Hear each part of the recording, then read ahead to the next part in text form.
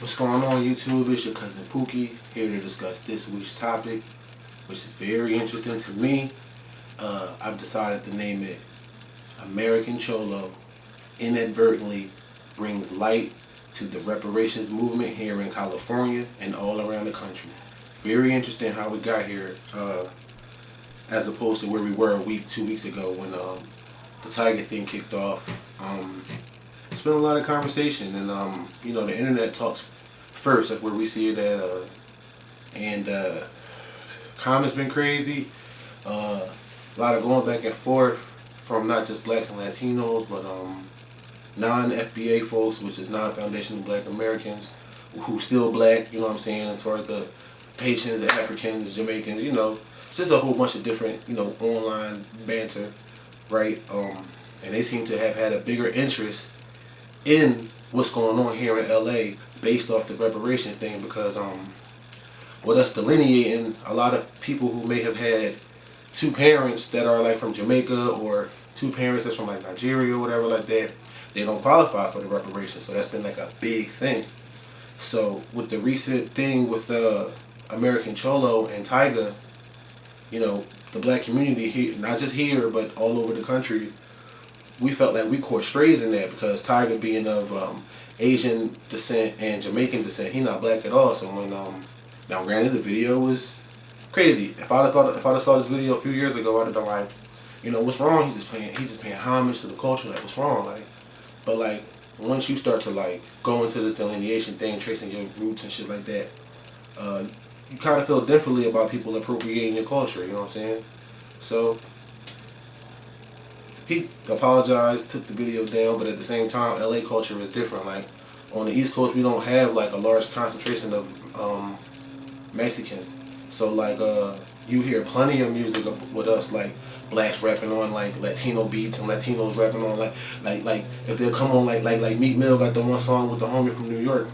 He does his whole verse in Spanish. Like, it's just like, you look at Fat Joe saying nigga. Like, it's just a different culture on the East Coast, like, to where we don't even think about like anti-blackness. Like, I'm was born and raised until like my teenage years in Badlands, North Philly, which is predominantly Latino. So like, it's certain words that you already know as a black person in the hood not to say to a Latino. Like, it's just embedded in us. Like, we don't say the S word, we don't say the WB word. Like, that's a fight in Philly. Like, you say them type of things on the East Coast to a Latino, that's a fight. Out here, I want to let the people know on the outside, now, and I'll get into this part later on when I talk about the out-of-towners' perspective versus reality, but it's the same thing here, believe it or not. I know we on the internet just see a bunch of stuff that's posted and we comment on it, but a lot of the shit that goes on is not posted too, so I'll get into that later. What brings me back to the American Cholo situation is, there's so many layers to it, because it was more than just him saying, effing ER. Like, it was deeper than that. And the video that people first put it up, it was edited, it was taken out of context. Number one, it was edited. Number two, it wasn't taken out of context. There is no context that you can say nig with the ER. There's no context that you can say that. And now, nigga, what we all say, that's something that we all say in the hood. Like, I wouldn't feel right going back home asking my Latino homies from back home, Puerto Rican homies back home, not to say nigga. But they already know not to say nigga with the ER. That's just what we don't do back home, or on the East Coast, we just don't do that. American Cholo saying that was probably the fourth time in my whole life I've ever seen or heard a Latino person use ER with the nig. That's like the fourth time I've ever heard it in my life. So as an out-of-towner over here, you hear those type of things, and like, some people come here to visit, some people came here to just come to vacation, you know what I'm saying? I've been here for a few years now, and I got a lot of homies who was active, whatever the case may be, grew up in the lifestyle, and they kind of tell you how to move out here, where to go, where not to go, how to do this, how to do that. But one thing that I can never adapt to is anti-black racism. I can never adapt to that type of shit.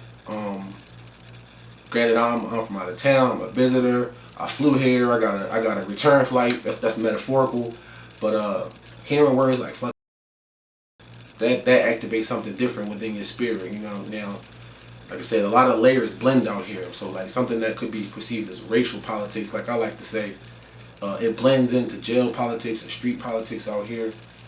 So as an out of towner, you kind of got to approach it differently. Like, yeah, I feel how I feel, and even before I had this platform right here, living in South Central for a couple years, and over here where I'm at now, we're in Long Beach.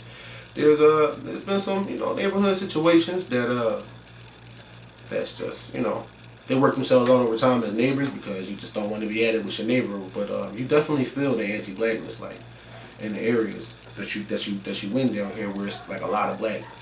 But the thing about the American Cholo situation is that as you're going through his videos, as you just going and watching everything, and then you see these clips coming up, he's using like ghetto coon, and he's saying coon, and then he's like doubling down on its usage, and that he's talking to other black people who don't really know what the word is because there's not a lot of whites out here that they really live in proximity to that's going to use these words like coon and shit. All they know is like, hey, look, don't say.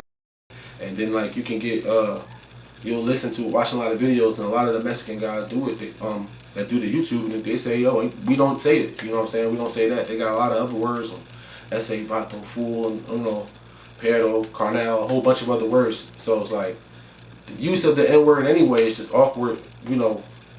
It's just weird. It's just weird when you're talking about the ER and the coon and all this other type of stuff. But the biggest thing that came out of all this was a video with American Cholo talking to another one of his guys, Sonny Boy, and they talk about protesting reparations. Now, when you talk about protesting reparations, that is not something, in my opinion, that's not something that just stays local, because while it is happening in the state of California, we're trying to get it all over the country.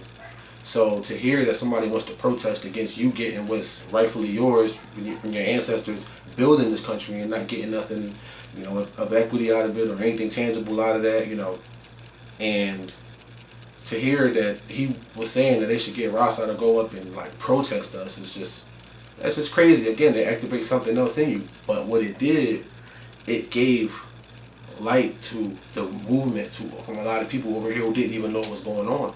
So by the time they figuring out what's going on, because they're not on the internet shit, they just living their real life or whatever as a LA native, you know what I'm saying?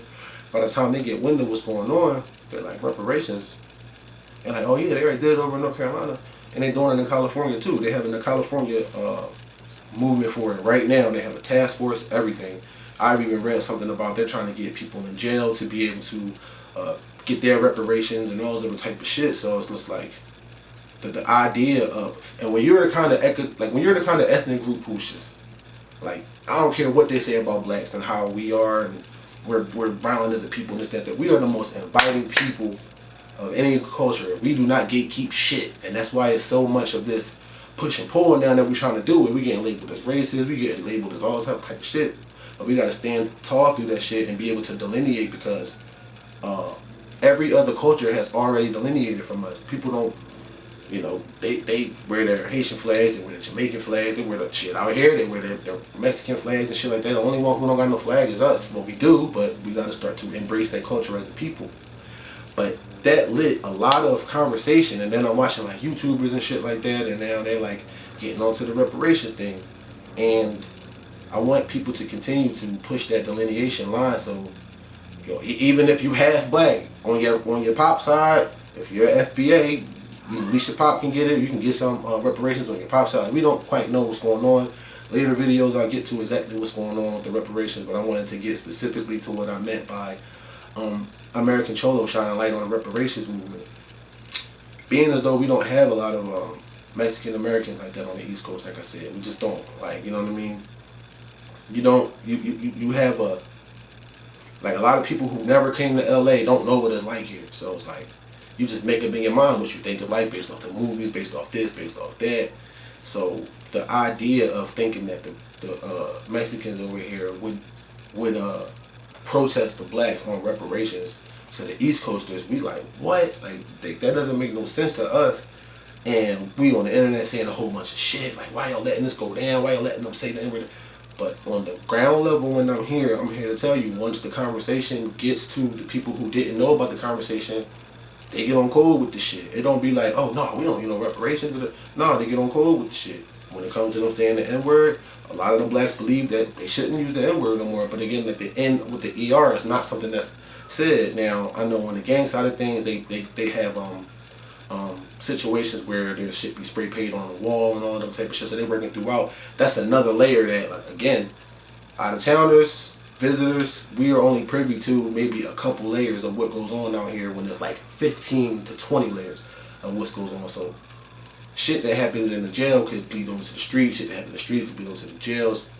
It'd be a bunch of shit going on as far as like fights, gang fights and wars that are stopped and over and truces. So shit like this could like fan the flame. So when you see a whole bunch of comments like, yo, y'all out of town is this, y'all out of town is that, and then in your head you're like, well, I'm out of towner, but I still don't like hearing them say what they saying. You know what I'm saying? But it's a certain kind of way that you gotta approach it.